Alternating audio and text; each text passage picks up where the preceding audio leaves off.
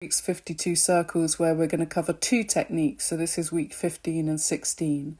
I'm starting with my base calico layer and some fusible interfacing and just a jumble of scraps that are lying around from various projects.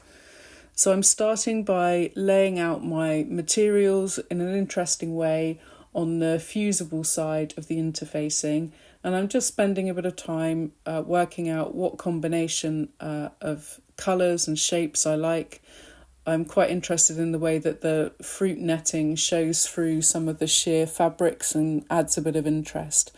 I'm now covering those with a protective bit of fabric and ironing them until they adhere to the surface of the interfacing.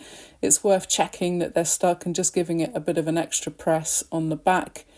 And then I'm using my friction marker to sketch out my circles. So I'm making sure that I'm selecting a composition where I'm happy with the fabrics that are included and just giving that a trim with a pair of fabric shears, being quite gentle, making sure that I don't accidentally kind of lose any of the layers that I've fused together. So I'm creating my own fabric, if you will, just from oddments that would normally be thrown away at the end of a project.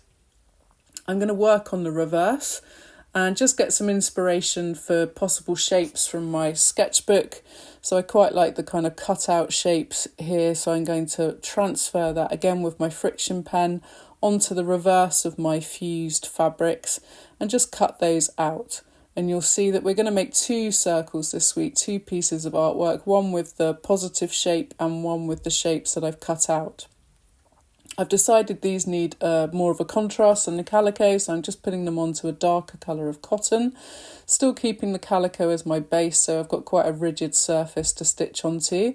And then I'm using a zigzag stitch, a satin stitch on my sewing machine, using a really contrasting kind of thread, so I've gone for a bright orange here.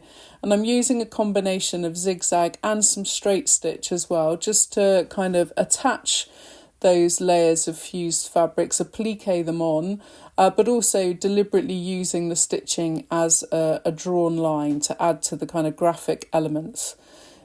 Then I'm couching on some just perlé crochet cotton, which I've made into kind of a thicker set of threads, and I'm just using those again to add a kind of linear element to my design. So here are my two finished samples.